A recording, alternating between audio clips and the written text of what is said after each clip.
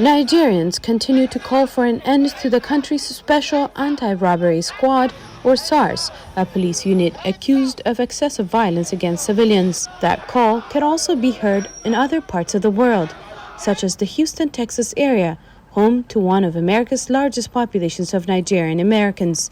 The area includes the district of U.S. Representative Sheila Jackson Lee, who, with the Congressional Black Caucus, sent a letter asking Nigeria's president to investigate the police unit. What is happening now with SARS and the peaceful protest of Nigerians that has been responded to by bloodshed and violence is unacceptable. She's also urging the U.S. State Department to call a session of the UN Security Council to investigate human rights abuses.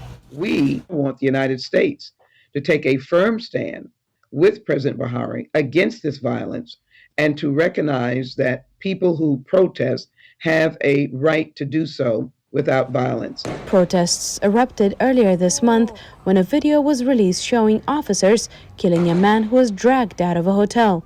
Other Nigerians began sharing separate videos of alleged police abuses and extrajudicial killings. Last week, soldiers in Lagos opened fire on demonstrators protesting police brutality, killing 12 people, according to Amnesty International. Nigerian President Muhammadu Buhari has urged protesters to begin a dialogue with the government.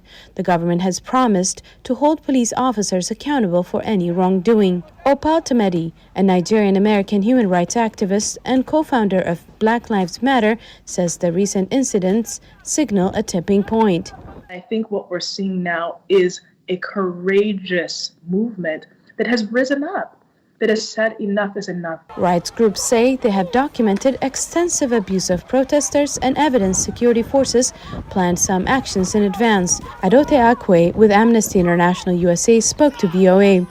In U.S.A, we found that there was credible evidence that there was efforts to shut off short-circuit TV that would have monitored how the police behaved, which indicates that they were planning a very brutal crackdown, and that's unfortunately what happened.